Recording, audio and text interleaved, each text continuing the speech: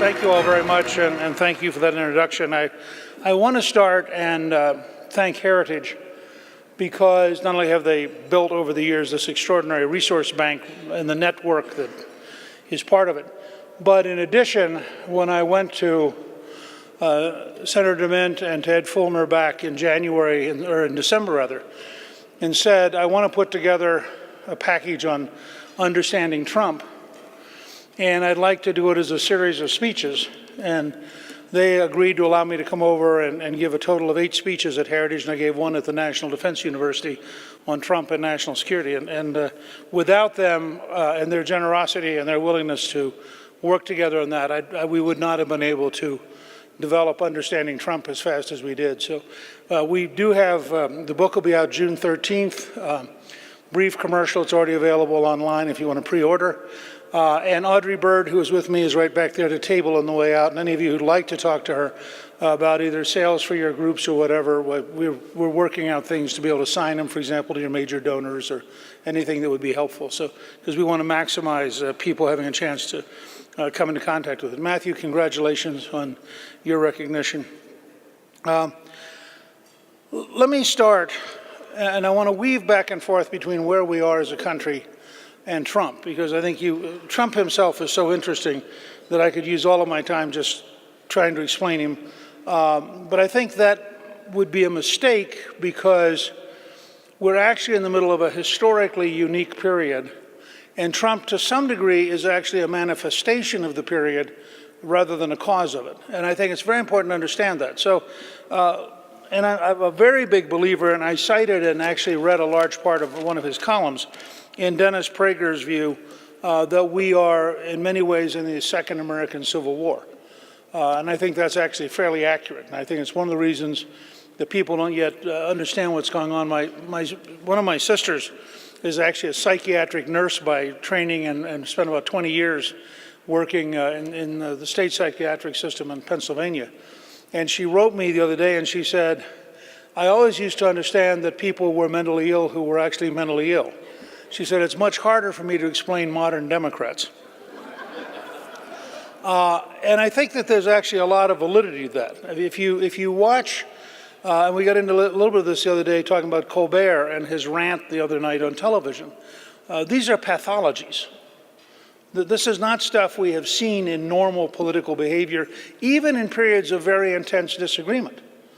The kind of intensity on college campuses where I go out and I talk, and college Republicans tell me routinely that they are literally afraid. Because in one college, they said to me that if you smiled shortly after the election, people yelled at you because it was inappropriate to be happy at a time when Hillary had lost.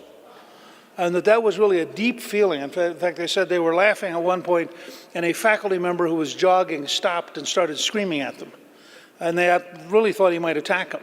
These were 2 women who were describing this particular incident. That kind of intensity, I think, is in fact valid. I routinely will remind people that the left hates Trump, and it should. I mean, let me be very clear about this. I mean, I'm not even sure Trump fully believes it. If Trump succeeds, and if all of you succeed, it is the end of their world. And you have to start and understand historically where we're at. As of 6 o'clock on election night, Barack Obama's successor was on the verge of winning, appointing a radical to the Supreme Court, continuing the bureaucratic domination of America, imposing radical values by the power of the law, and everything was moving perfectly. They were weakening America. They were submerging us in international organizations.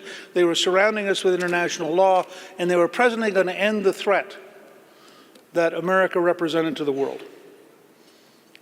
And sometime between 6 o'clock and 9 o'clock, their world began to change. I just read Shattered, which I actually recommend just as I mean, if you want a fun, it's a little bit like watching a slow motion car wreck. It is the insider story filled with anecdotes and gossip done by 2 liberal reporters who had gotten an advance to write the story of the election of the first woman president, who found themselves the morning after the election having to figure out a new pitch to their publisher. And I mean, they're clearly sympathetic, except they think she's an idiot. And they keep coming back to the fact that the number one problem of the Clinton campaign was Hillary, and that, you know, she would get mad at everybody else. But in fact, she was the problem. And you saw recently the same pattern, as she explained that she took full responsibility, except for the part where Comey and the Russians defeated her. You know, so all of a sudden, in the tradition of Kubler-Ross's book on death and dying, where you go through stages, all of a sudden, the left found itself between 6 o'clock and 9 o'clock on election night, going from the exultant, extraordinary imposition of its will on the American people, continuing the 8 glorious years of Obamaism, with defeat at the hands of a hick who speaks at a 4th grade level and clearly does not represent the university. And they have never recovered. They are trapped in a time warp. So it's a variation on Groundhog Day. I mean, I really believe this is what's happening. They wake up every morning, and he's still president. And the rage starts to build. And then he tweets something. It doesn't matter what he tweets. He tweets something, goading them like a picador in a bull ring, reminding them, not only is he still president, he's still himself. I had somebody say to me shortly after he became president, when is he going to become presidential? And I said, well, actually, the term presidential is used to describe the president. And therefore, by definition, he is presidential. It's just a weird presidential that doesn't fit what you were taught in college was supposed to be presidential. And so you have this huge crisis. And I will say to all of you, if you've not read it, that Charles Murray's book, Coming Apart, does a great deal to explain where we are. Because Murray really explains the rise of a superclass. He describes super zip codes, which are zip codes where people are in the top 5% of income and the top 5% of education. And these are little enclaves. He has a map where he prints the super zip codes, all of which, of course, were for Hillary. And Washington is a gigantic super zip code.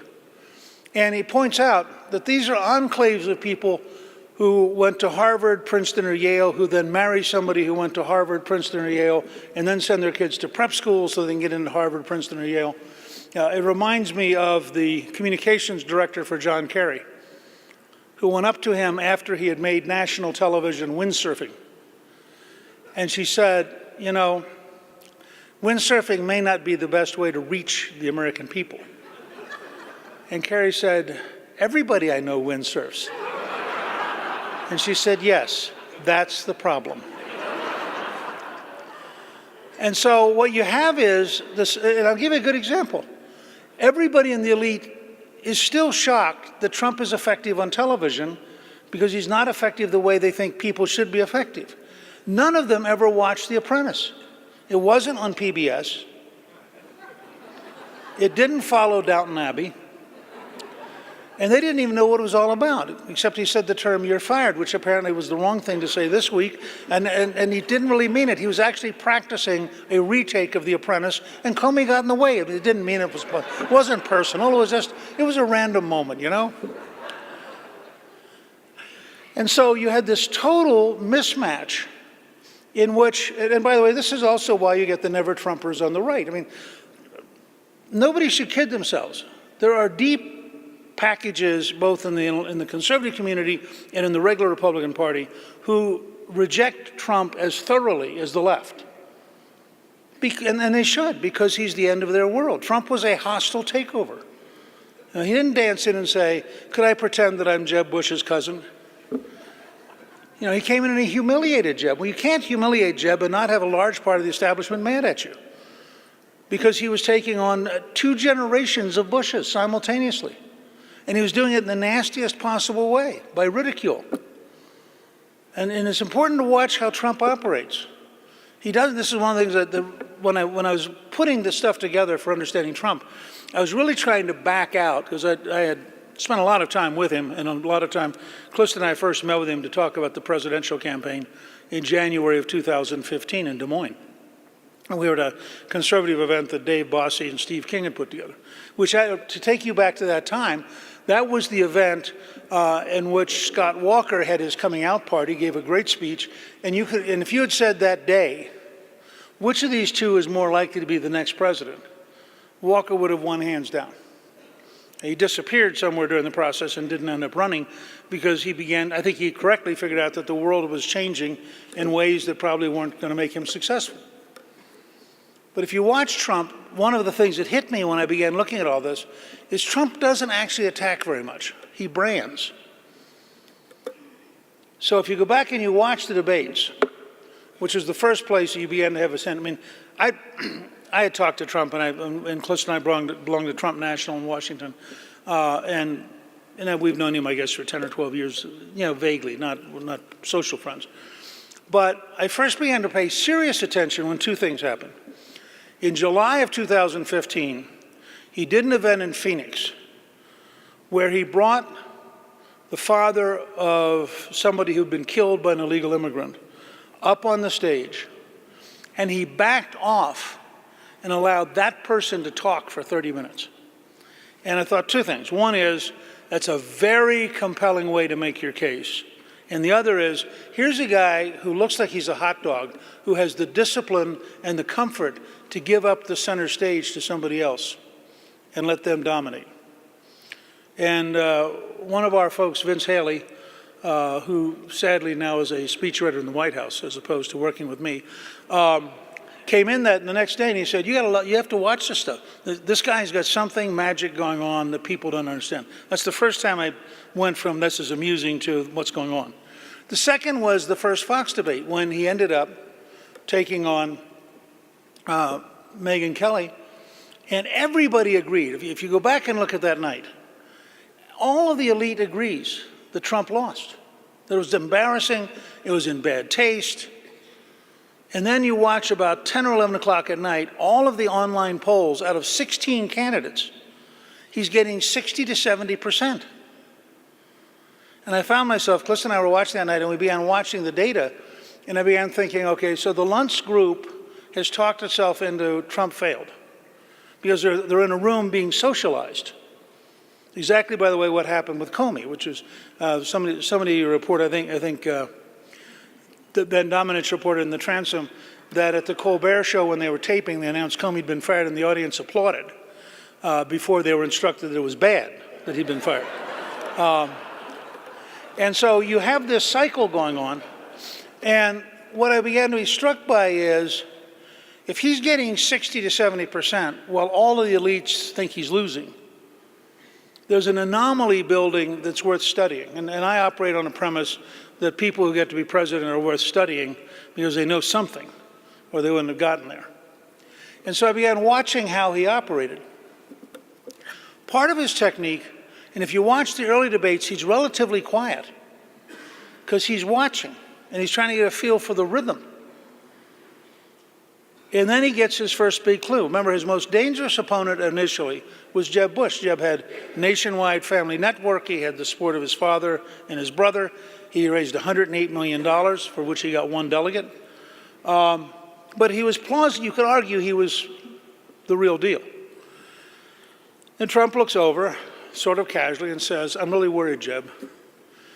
You have such low energy.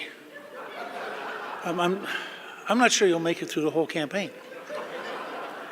And he starts talking about low energy Jeb. Now, Trump, a friend of his, who's known him for a quarter century, said to me, Trump was born to be an entertainer. Which I think is a very powerful insight. Not born to be a leader, not born to be a billionaire, not born to be president. He's born to be an entertainer. And Trump feeds off the audiences. I mean, I actually think he should do more town hall meetings, not fewer, because he gains energy and he gains strength and he picks up the rhythm. And so the audience begins to react. He's going out, he goes out and he does his shtick, and he starts talking about low energy Jeb, and the crowd starts giggling. This gets into Jeb's head so deeply that in New Hampshire he is running around places, and people are looking up. I mean, New Hampshireites are sort of crusty anyway, but they're looking up and going, this is really weird. I mean, this guy is running through town to prove he's not low energy. And the other tragic example of that was Marco Rubio, who's a great talent. I've known Marco since he was a representative before he became speaker. He's very creative, very idea-oriented, very positive, and he is naturally cast to be the good guy. I mean, it's like the old Jack Warner line when told Reagan was running for governor. He said, no, Jimmy Stewart for governor, Reagan for best friend. You had this feeling of Marco's great as a positive figure. And Trump began to attack little Marco. And of course, as all of you know, Trump's fairly big, and Rubio's not. And one of Rubio's consultants, or many of them, said to him, you got to fight him. And so many of you may remember the night that Rubio fought. And it was embarrassing. First of all, Rubio doesn't like to fight. He's not good at fighting. Second, he's physically smaller than Trump. This is like watching a barroom brawl where the smallest guy in the bar changes to the biggest guy in the bar to make sure that he has an interesting evening. I mean, and you have Trump staring down as Rubio's trying to attack him. And it's kind of like, this is very interesting. Why are you doing this? And it just, at that moment, Rubio's candidacy disappeared because it was so implausible. I was asked by Bill O'Reilly at one point, at the peak of the Republican debates, he said, why aren't they attacking him? He's the front runner, which he was, by the way, except for one day. Carson's ahead of him for one day. But Trump is actually the front runner. The whole time, all the elites are telling him he's not going to get nominated. He's the front runner in national polls for the whole campaign. But he can't be nominated because that would mean that Trump was nominated. And since Trump can't be nominated, it can't be nominated even if he's the front runner. Therefore, I mean, the Charles Krauthammers, the George Wills, every single sophisticated person who knew nothing was repeating the same lines because they refused to look at the evidence because it was too horrifying. And so O'Reilly said, why don't they attack him? I said, it's simple. Trump is ultimately the grizzly bear and the revenant. You get him awake, he walks over, he bites your face off, and then he sits on you for a while. And all the other candidates stare and go, not me, I'm not getting involved, no, not me. I'd rather lose with dignity.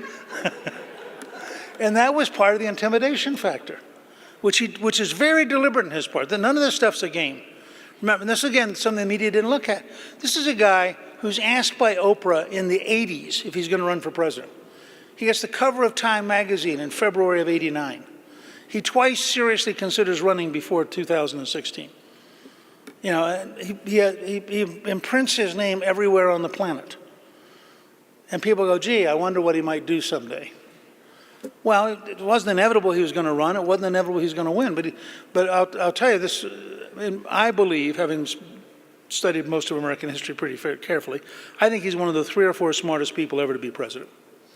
Now, the challenge he has is he is probably the least informed about the presidency and the Congress and the complexities of anyone who ever got to be president. So he has this interesting competition underway between how really smart he is and how big the learning curve is. And he's like a guy climbing Mount Everest. And while he's really good at it, he's got a ways to go to get there. And that's why you see things where you'll see him be really, really good, and then you'll see him do something that's really, you can't quite explain. And I always tell everybody, despite all that I've studied Trump and as much as I know Trump, I cannot tell you what he'll do tomorrow morning because he doesn't know what he'll do tomorrow morning. So he's almost impossible to predict in any kind of tactical way. Fairly possible to predict strategically. He issued a list of 10 people for Supreme Court justice. I guarantee you, he didn't look at any other list. It came from Leo Leonard, it came from the Federalist Society.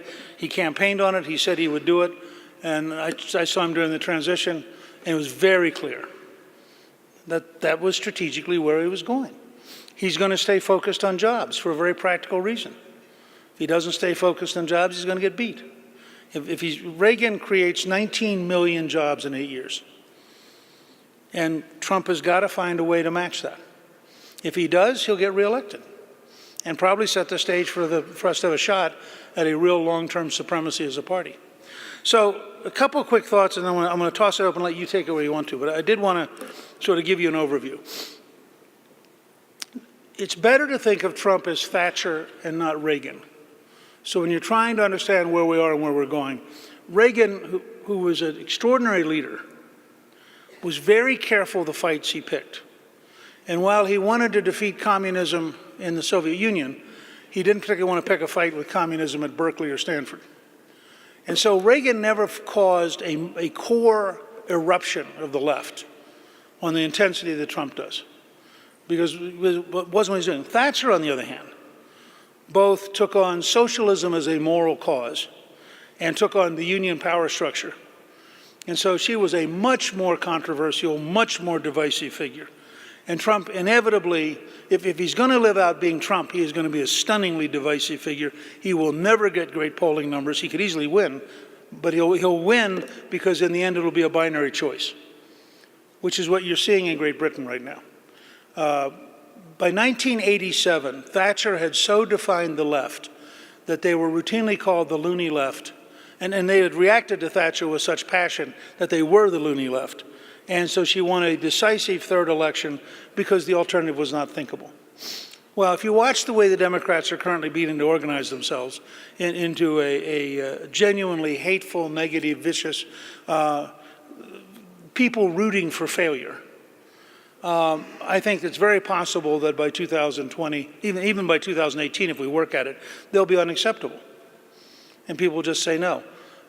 Theresa May, the Prime Minister of Britain, intuited, based on polling, that since the current Labour leader is at 80% of the people of Britain believe he cannot be the Prime Minister. He's incapable of it. And that's why she's called the snap election in June.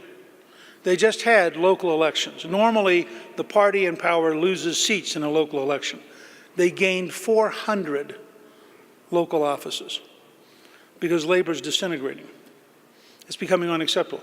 The vote in Omaha, where a very reasonable centrist Democrat tried running and got repudiated by the National Democratic Party because he's pro-life. And he lost. This is a state, by the way, in which the highest-ranking Democrat's the mayor of Lincoln. And because, we, as many of you know because you live there, we control 25 states. Governor, legislature, 25 states. So one of the reasons I wanted to come out here was to deliver this message. Most of the states are inhibited by the scale of reform they try because they're used to the federal bureaucracy saying no.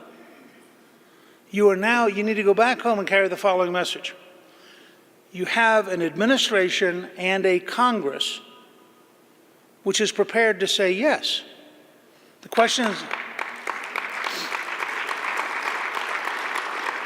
question is, how bold are you willing to be at pushing the envelope? And we have here one of the great innovators in Maine. If you look at what Governor Brownback did with welfare reform in Kansas, you've heard, I think, from the governor of Kentucky. There's a possibility here to have extraordinary changes. And we ought to look at the 25 states that we have nominal control and ask ourselves, so how do we turn that into really creating the pro-free enterprise, pro-work ethic, pro-American traditional values, pro-American history system that we want? And what does that take? And that begins to be a major part of the incubator for the issues that will define the next decade. Second, every state should review every stupid regulation and submit them to Washington to be repealed. This is an administration that says it wants to repeal 2 regulations for every new regulation. Well, somebody better bring them the 2 they're going to repeal.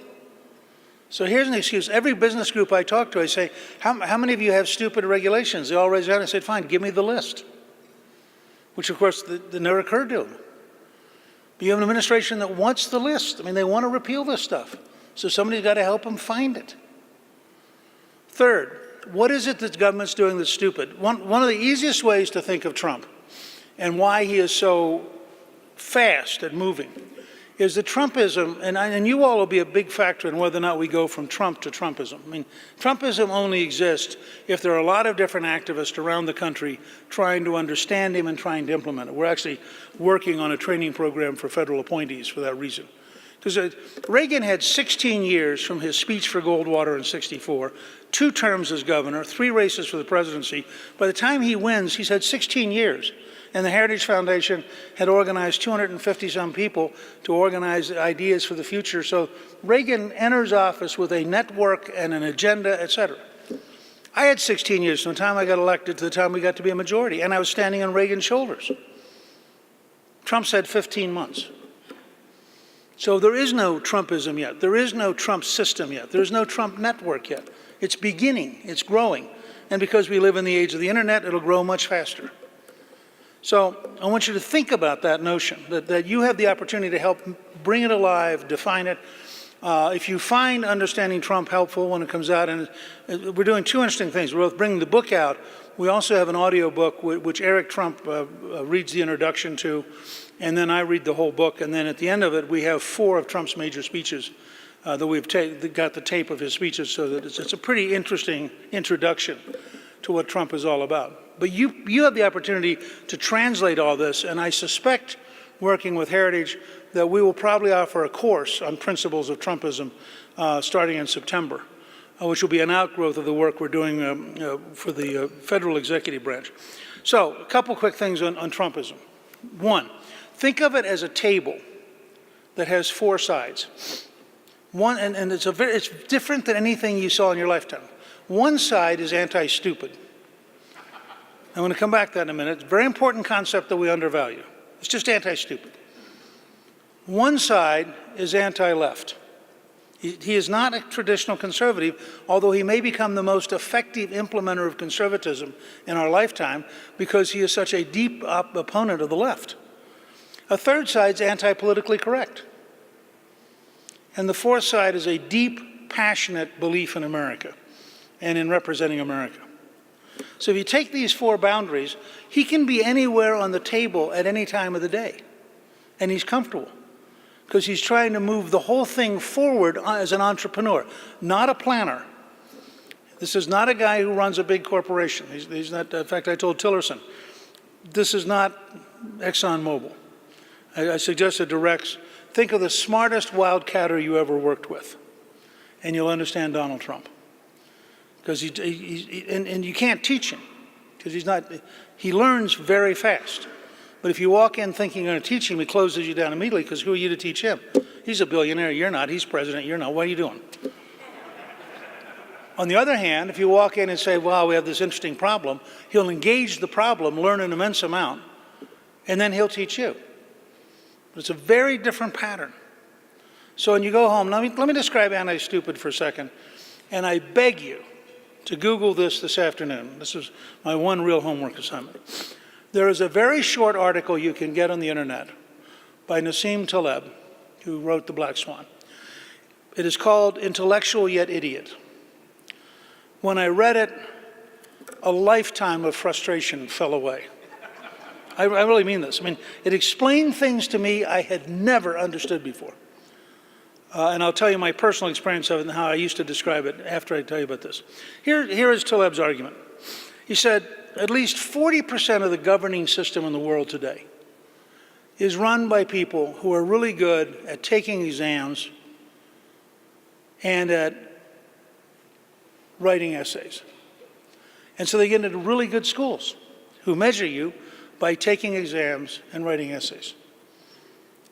And then they study under professors who got tenure because they were really good at writing essays. And then they get good grades because they're so good at taking exams and writing essays, and they become a clerk in the Supreme Court, a writer at the New York Times, a senior bureaucrat at the State Department, and they only have one weakness. They don't know anything. So they could write a brilliant essay on the theory of changing tires, but if they had a flat tire, they wouldn't have a clue how to do it. And so you have a general decay of government because what you have is totally incompetent people with really good language. And this is what really bothered them about Trump. Trump deliberately speaks at a 4th grade level because he spent his whole life in construction, and he found if you spoke at a 4th grade level, everybody could understand you. Well, they all speak at a highly convoluted, artificially intellectual level, which reassures them with big words that their lack of knowledge is not really a problem. So they can describe Syria eloquently and brilliantly with zero understanding of Syria. But they describe it so, I mean, these people show up on CNN and Fox and MSNBC, and you listen to them, and the sheer elegance of their language, you think, God, they must know a lot. No, they don't know anything. They just memorize words. And then they memorize each other. And then they go to cocktail parties where they swap the words with each other. I mean, I used to do this on Fox all the time because Fox was as bad as the others. You go back and look at the people who were on those panels who'd go, he hasn't got a chance. I mean, all through the primaries, he hasn't got a chance. Then you get to the general election, well, he still doesn't have a chance. These people are still against him, which is why you have such an endless hostility. Because you have a left-wing news media who makes its living off of words, which knows nothing, which understands that if we only going to measure people by competence and achievement, they're dead. So here's a direct moral threat to the entire establishment. Now, to show you a sophisticated version of this, by the way, which I just ran into, I was briefed this week on hacking by the team which has won 3 of the last 4 world contests in hacking. They happen to be at Carnegie Mellon.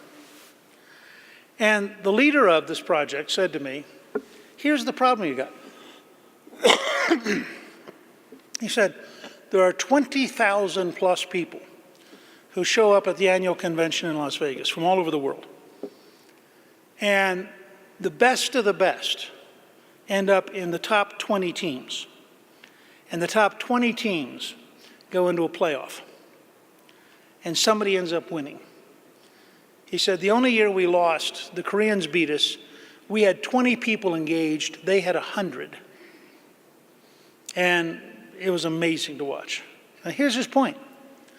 One of the reasons we have a hard time right now fixing the whole hacking problem is we hire people based on information sciences, which is not what hacking is.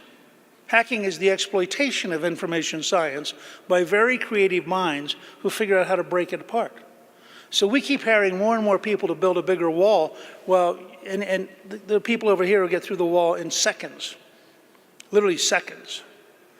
The Korean who led the hacking team this year, or the year before, I guess, the one, in one weekend broke into the Apple iPhone, the Google phone, and a third system, found a break in all 3 of them, and gave it to the company for money. And all 3 companies paid him for having fixed the phone. And this is against phones which have had extraordinarily smart people spend enormous amounts of time trying to prove it couldn't be done. Now here's a secondary point. None of these people can pass normal colleges. Because normal colleges are so boring, why would you waste your life doing that? So he gets the 10 best annually and recruits them to come to Carnegie Mellon and has to protect them from the normal system. Because their only advantage is they're geniuses. And genius doesn't count. I mean, you probably can't even write an essay. I just give you that to think about as a flavor as you go back to your states. Because part of what Trumpism, if Trumpism is going to work, it's going to be because it works. That is, you're going to find entrepreneurs who make things happen. One last example, and then I'm going to take questions. By the way, my model for that, which I learned many years ago, I wasn't as elegant as Nassim Taleb, but I often tell people that when I was a junior in high school, we had a Doberman Pinscher named Kathleen's Pride of Riley. We got the dog at Fort Riley, and my mother's name was Kathleen. And I decided as an experiment to spend the summer between my junior and senior years in high school at Fort Benning teaching Pride how to read. And we got to a point by August where she could do cartoons pretty well. But I could tell she didn't like it. And so we had a chat, and I said, look, would you rather just chase rabbits and I'll do the reading? We had a new division of labor. She was happy, she chased rabbits. I was happy, I like reading. And I often tell people when we're trying to get somebody to do something they can't do, don't try teaching Pride how to read. If the person can't do it, there's an objective they can't do it. And you're going to spend an immense amount of time trying to get them to be who they're not. And it's a variation on the Taleb point, that all these people with big words and big titles who don't know anything are dangerous because they walk around confident they know something. And then they make decisions that are utterly idiotic, and they pay no attention to their failure, which gets me to the last big point. You have to learn to think in binaries. You cannot talk about the Republican health plan until you remind people of the disaster of Obamacare. And it has to be personal and real. You can't talk to people about how we're going to fix food stamps until you remind people of the total disaster and the degree to which dependency has created an opioid crisis because people are so bored and so lacking in hope, and you've got to make the left own the disasters that it creates. Now, if we go into 18 and the choice is a referendum on us, we will lose. It is impossible for us in 2 years to achieve enough to win a referendum. If we go into 18 and the question in North Dakota is, if Obamacare is failing North Dakota, which it is, why does Heidkamp not care? Why is she not doing any? Where's her bill to fix Obamacare? In Missouri, where's McCaskill's bill to fix Obamacare? And you go around the country and you're going to have a party of success and a party of failure. They want to be the party of failure. They applaud failure. They want to screw up the government. They want to stop people from being approved in the Senate. They want to do everything they can to make this thing fail, so that hoping you'll blame Donald Trump for the failure they create. We need to say, no. There is a party of failure. It has failed with the economy. It has failed with education. It has failed with safety. It has failed with the opioid epidemic. You go down the list. And there's a party that wants to succeed. Now, if you'd like to succeed, we're available. If you think winning is better than losing, we're available. If you think working is better than dependency, we're available. If you think being healthy is better than being an opioid addict, we're available. But everybody who wants the world the Democrats will give to you, you have that right. Just don't complain to us about the pain level, because that's what they're creating. If we can create that binary, we will win decisively in 18 and 20. And if we then implement and succeed, we'll create a better government and a better society with dramatically greater economic opportunity. And we'll do it in a way that people will be very glad to be part of a long-term governing majority. Let me, for a few minutes, toss it open for questions. Yeah, and I think they've got microphones. Okay. So hold on a second. We have microphones coming in both directions, I think.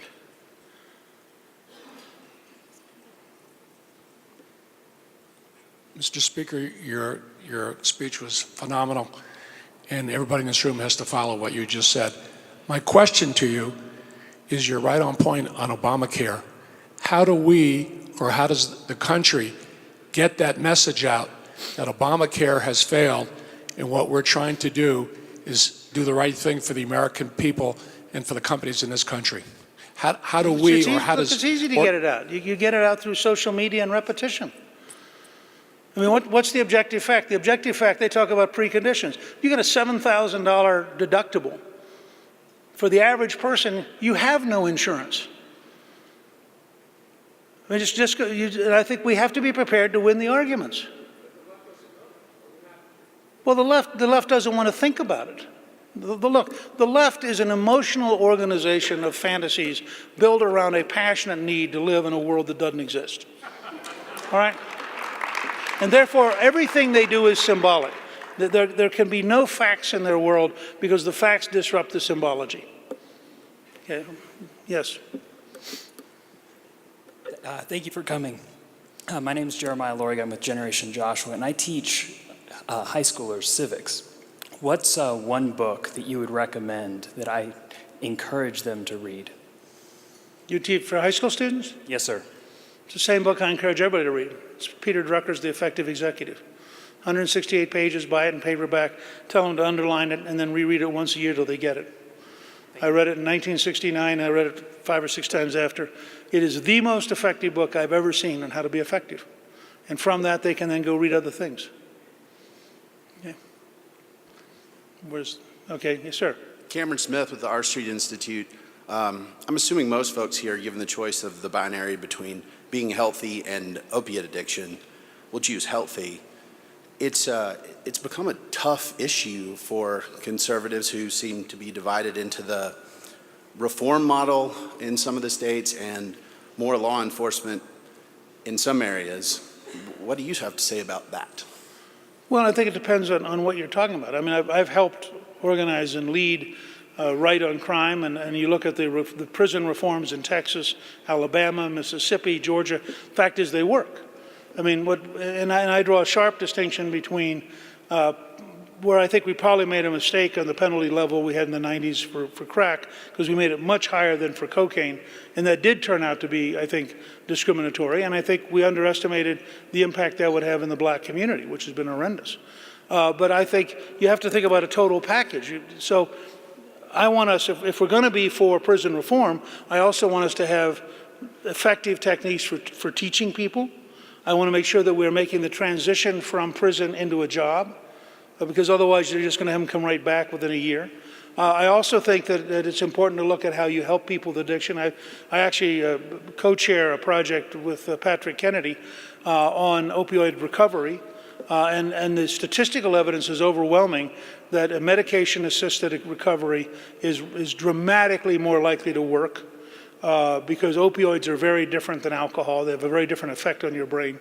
And you're actually more likely to die if you go into a traditional recovery program than if you don't go into a program at all. Because what happens is you clear up your brain so the receptors can no longer deal with the opiate. And when you backslide, you take the amount you used to take, and it kills you. And that's probably what happened to Prince, for example. So I think it's very important to, each of these things have to be dealt with in their own pattern. I am for very tough sentences for violent criminals. I'm for very tough sentences for people who organize, the sale of drugs. I mean, I think there are grounds for doing that sort of thing. But at the same time, I don't think taking somebody off the street and teaching them how to be a criminal, who was clearly not going to be a criminal normally, but had broken the law, say, on the use of a drug, I think that's probably not in the long run very good doesn't work for the society. Yes. Thank you, Mr. Speaker. Preston Knoll, Tradition, Family, and Property. I'd really like to get your take on the firing of Comey. My take on the firing of Comer? Look, I think it represents the strengths and the weaknesses of Trump. The weakness is they didn't stop, they didn't think it through, they didn't organize it, so that they had total dominance in an environment where the media wakes up every morning and goes, I know I'm really outraged by Trump, what did he do? I mean, this is literally, if you're at CNN, if you watch the morning shows, or if you watch CNN all day, I mean, they know they hate him, they just don't know what he did today. And so to some extent, the very speed with which he does things lends itself to that. And then second, they're running a full court press in basketball terms. So every time that, he apparently said on NBC today that he had really wanted to fire Comey before he got the report, which now becomes, the report was a sham because he really wanted to fire him. Well, I think had he been careful, he would have said, I had come to the conclusion that Comey was not able to do his job, but I wanted to find out from the new Deputy Attorney General what he thought. And then when I got that devastating letter, I acted on what I'd already believed, but was confirmed by the new Deputy Attorney General. That's a much more, this is what I meant earlier. He's really, really smart. He hasn't got the nuances of the dance down yet, and he's going to have to learn to do that. In terms of firing Comey, did you watch the look on his face the other day in the Congress as he said he felt almost nauseous? And I thought to myself, psychotherapy on national television is not what you want from the director of the FBI. I mean, you want a guy who comes in the room, or the woman who comes in the room and says, I thought it through, I did what was right, I'm prepared to defend it. And if you don't have that certainty, why are you still there? So, I mean, I think firing Comey was exactly right. I think they've mishandled, and again, it's part of the Trump problem. Trump is so fast that it's very hard for his team to keep up with him. So I said, I'll probably get in trouble with the White House for this, but I said to a reporter a while ago, he's like a quarterback who runs ahead of his offensive line. I mean, they can't block for you if you can't let them take 2 steps and let him get ahead of you. And I'm hoping he'll eventually get that. But frankly, Jim Taylor played for the Packers in the 60s, and he was a great running back from LSU. And he was so powerful that when he was younger, he would break through the line and go hunt for a cornerback or a safety to run over. And it took Lombardi several years to convince him it's okay to just score the touchdown. I mean, you don't have to run over an additional defensive guy, because he just liked doing it. Well, Trump has a little bit of that in him, I'd have waited for the line, but hey, I mean, who needs them, you know? Well, the truth is, you may not need them when you're the head of Trump Enterprises. You need them when you're the President of the United States. And he'll get there. I mean, he's already learned an immense amount, but it's little nuances here and there. Yes. Hi, Mike Doherty with LabMD from Atlanta, sir. The slow walking strategy of the left in appointing and allowing appointments in the administration is one concern, but also it's the slow walking of removing the Obama administration from the government now. What suggestions do you have? Because we still have so much of the administration in the government, and that's Sure. an intended strategy. Well, it's a very good, and it's actually a three-part question. Part one is we should have been more clever, and I'm hoping that we'll pick it up this week, at saying every single day that they slow it down. They want America to fail. The Schumer strategy is for America to fail. He doesn't want people approved. He wants to keep the government under the control of the Obama bureaucrats, and it is a totally unacceptable, disgusting strategy. And if they have to if they have to reform the Senate, reform the Senate. But the idea that we're going to tolerate left-wingers deliberately crippling the American government as a political strategy for 18 should be utterly, totally unacceptable to the American people. That's part one. Part two. Trump was initially wrong in thinking that, and he said publicly, oh, we don't really need all these positions. Well, that's exactly, and I've talked to him about it since then. That's exactly wrong. You need every possible presidential appointee in order to get control of the bureaucracy. You have a bureaucracy which on average gave 95% of its money to Hillary Clinton, 97% at Justice, and 99% at State. Now, what do you think those people are like? You know, they don't get up in the morning and say, gee, I hope I can help Trump succeed. And so I think you got to start from that perspective. So two, he's got to get these people picked. He's got to drive them through the Senate, and he's got to start making it discreditable for the way that the Senate Democrats are behaving. Three, when that's all done, and the first encouraging sign is the bill which apparently is going to pass the Senate now, to allow the firing of Veterans Administration bureaucrats in a relatively timely way. That's an enormous improvement. And by the way, one of Trump's greatest achievements is the quality of his cabinet overall. Shulkin turned out, and he was I got very frustrated because I had candidates, other people had candidates. He didn't like any of them, and he kept looking and thinking about it, and he finally asked Dr. Shulkin to take over. Shulkin is going to turn out to be an amazing, innovative leader at the VA, and really everybody can be extraordinarily proud of him. This bill, which they just announced this morning, is a huge breakthrough. The House had passed it. The Senate was totally blocked up. The unions hate it. But it's a good example. The Democrat who matters is Tester from Montana, who is up for re-election next year. He could not be the anti-veterans reform senator, and in the end he caved. What they got was, instead of 45 days to appeal, they get 180, but they don't get paid while they're out on appeal. And so it's a huge, huge change from where they've been. Okay, yes. Lou Andrews, CEO Foundation of Connecticut. Mr. Speaker, what do you think the chances are that the Republicans will be able to produce a tax reform bill that eliminates deductibility for state income taxes, which I think would have a huge positive effect on blue states? Zero. I mean, politics in the end is the art of the possible. Great leaders maybe stretch what's possible.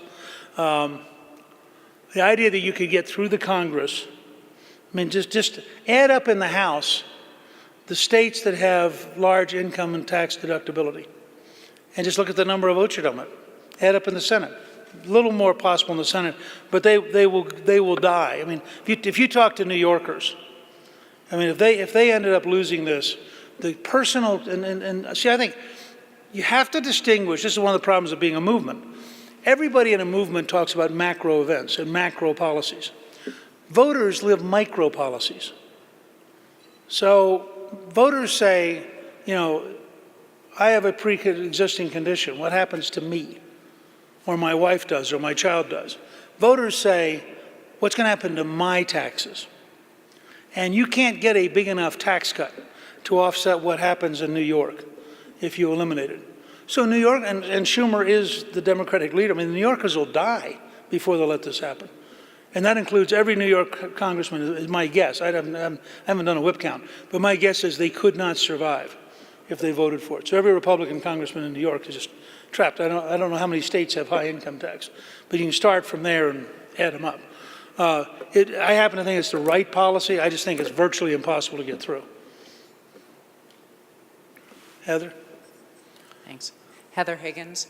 One of the coming conflicts is going to be between Mitch McConnell and Trump. And that's because the Democrats, for the last 30 years, have abusing the first filibuster, the motion to proceed to consider, that allows the deliberation and consideration of legislation. So it passes the House and it dies without any deliberation in the Senate. If Trump actually wants to be the guy who brings forward dramatic reforms, you need to be able to get things to the Senate. Do you have any sense of whether there is a growing recognition in the Senate that this is a problem that they need to fix? Not yet, because actually they're getting a lot of secondary stuff through. And they're figuring out ways to get bipartisan support for a lot of things that have come through so far. And I think McConnell will be very slow to do that. On the other hand, I think that the next major break in the Senate may be blue slips. And I think, and Tom Cotton said this the other day, and I think he's right, and every conservative should be with him. The idea you're going to let left-wing senators block conservative judges by simply sending a slip to the Judiciary Committee is absurd. That means approval in the Senate is a veto of one. And I think that's probably the next place I would focus on reforming the Senate. I do think in the long run that the filibuster now is on a downward slide, and it'll get harder and harder to defend. But whether that happens this year, and I think it probably depends on how egregious they are.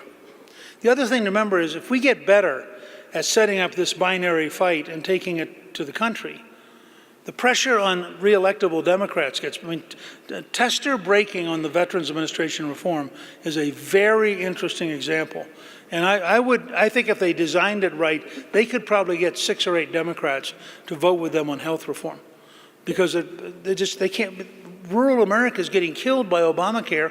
How do they go home and explain that they were against fixing it? And so I do think that that's a real possibility. Yes. Mr. Speaker, could you talk about the issue of budgetary politics with Republican majorities and this abject fear of the theoretical government shutdown, and they just seem to negotiate against themselves or giving the Democrats too much power? You know the drill. I mean, why don't they let the Democrats filibuster a Senate spending bill on building the wall and have that fight? But they don't do that. They preemptively cave, and you shift the power to the Democrats that get all this stuff in the final outcome. I mean, what do you have to say about that, and what should be done, in your opinion? Well, I mean, let me divide that into 3 parts, because they're very different questions. I was totally in favor of avoiding a shutdown in this last continuing resolution because they're not ready for it. I mean, when we went through the shutdown fights in '95, and they were brutal, and they lasted a long time. I think part of the government was shut down for 35 days. But 2 things had happened. We had passed most of the appropriations bills, so we were shutting down a relatively narrow section of the government. And so you start with, I mean, shutting down the whole government is a big deal, including, for example, the FAA and air travel and lots of things. Second, the country has to believe that there's a purpose to your doing it. And the country has to be beside, and our purpose was to balance the federal budget, and which I believe in and which I think this administration could probably do by the end of the 2nd term. Maybe even faster if you combine economic growth and an intelligent overhaul of the anti-work provisions of the welfare state. In that context, the country has to believe that there's a cause large enough that it justifies it. Third, what they really should do is pick targeted appropriations bills, work with the House and Senate Republicans, and fight over those bills. So, if they decide they want to close a particular segment, they should. But there's another thing to remember here, and this goes back to the bias of the media and the degree to which we all get sucked into it, because we all grew up where we think of ourselves as a natural minority, we think of ourselves as embattled, and we know something bad is going to happen, we just don't know what it is yet. I mean, conservatives in that sense. I did Hannity the night that the House finally passed the repeal of Obamacare, and I said, Sean, smile. You just had one of the great events that people thought was impossible, and you should be happy. And he broke up laughing. He said, all right, you're right. I mean, but we're so used to the idea we don't, so let's take the budget deal. And the Democrats got themselves sucked into this, and then because they and their news media allies are so stupid, they jumped up and they said, for example, we blocked the wall. It's not true. They blocked concrete. The provision that they got in there said you couldn't use concrete. And the administration the next day came, once again, they weren't going to say anything because they just wanted to get it through. But after the Democrats and the New York Times are going crazy, the next day they had the budget director come in and say, show pictures. These are the steel walls we're building. They're totally legal under this agreement. These guys didn't understand what we were doing. Then they said, well, we saved Planned Parenthood. So, of course, every right-wing conservative got crazed. Well, no. What they saved was $700 million, I think, for reproductive health, to be granted by Dr. Price, who had already told the conservatives none of it's gone to Planned Parenthood. So there are like three things in a row like that where the left is dancing, the news media is thrilled, Trump has been defeated, and then you read the fine print, and I keep telling people, this is a guy who has spent his entire lifetime negotiating multi-billion-dollar contracts. You think he can't read a contract? And it turned out he could read it better than Schumer. Yes. Mr. Speaker, thank you. Donald May, Lubbock, Texas, surgeon and farmer. I have two questions. One just on the government shutdown. Were there not back in the mid-'80s laws passed under Reagan that basically protects all of the essential functions of government during a shutdown? So if we shut down the non-essential, what we're going to end up with is the American people are going to see that the country and the government works better with those million people not working. The other is, it seems in talking with people in Congress, that the Republicans really do not want to divest our government of health care, of education or welfare, because they don't want to lose the power, and particularly they don't want to lose the money they get from the lobbyists. What are your thoughts, Mr. Speaker? Well, I think first of all, a general shutdown of the entire government would be sufficiently disruptive that it would have huge effect. I think the people would notice it in their lives immediately if it was a general shutdown. Because what you think are essential services may not be what everybody else thinks are essential services. And if you could keep all the essential services open, then it wouldn't be a shutdown. So I'd be very cautious about that. And I say this having twice shut the government down. The second part, I think, is just total, absolute baloney. I don't know of a single Republican who wants to keep health or education or welfare in Washington so that they have more power dealing with lobbyists. They may be afraid they'll get beaten because they don't know how to change it and get the voters back home approve of it. But I don't sense any of this, the cynical model as it affects Republicans. We have very few members who run and go through all the pain of being a candidate and being attacked in the media and being attacked by your opponent and having to go back and forth every weekend for the purpose of maximizing bureaucracy in Washington. That's the other party. I mean, it is legitimately the other party that wants centralized power in Washington because they distrust all Americans and they believe that only by controlling you through bureaucracy can they ensure the rise of a left-wing country. So one last question, I think, I'm told by this machine. Catherine Sirks, National Chair of Women for Trump. The immediate reaction, of course, yesterday with the firing of Comey was for some of the Republicans to come out and criticize it. And at this point, I'm wondering if it's time for the loyal opposition within our own ranks to shut up. Look, first of all, if we're the party of freedom, then you're also allowed to be stupid. Second, and this goes back to preparation. If you're a U.S. senator and you suddenly get hit blindsided by an event that nobody on the legislative team called you about, nobody briefed you, you had no idea it was coming. I think it's a pretty big burden to say, I mean, I am not for the Congress saluting the president, no matter who the president is. The whole point of having an independent, the first branch of government is the Congress, not the presidency. And the whole idea that we did George W. Bush no favors by refusing to investigate stupidity. And we just allowed bureaucrats to be stupid, and we said, we're not going to embarrass the president. That's exactly wrong. So, no, I don't think we want congressmen to shut up. Furthermore, and I can't say this too strongly, and it's something that Cleta and I were talking about over lunch. We are not the opposition. Paul Ryan is not the opposition. Mitch McConnell's not the opposition. Our passion for cannibalizing ourselves is just insane. If you want to pick a fight with somebody about the Senate, pick a fight with Schumer. If you want to pick a fight with somebody about the House, pick a fight with Pelosi. I mean, it doesn't do us any good. And I went through this, I did this with Hannity, I think, for 5 weeks. You know, Ryan was not being stupid. Ryan had a really hard conference trying to take 1/5 of the American economy, life and death for every American, a totally screwed up government program, and find a way to get a majority that would pass a reform. And it wasn't because he was not out of touch. I mean, these things are hard. I did this for a living. These things are hard. And you know, if you want to really set up an effective fight, you could ask the question, if Obamacare is collapsing, how come not a single Democrat had the guts to vote to fix it? And where's the Democratic bill to fix Obamacare? There isn't one. And so I would say to all of you, for the next couple of years, when you're confused, attack a Democrat. Thank you all very much.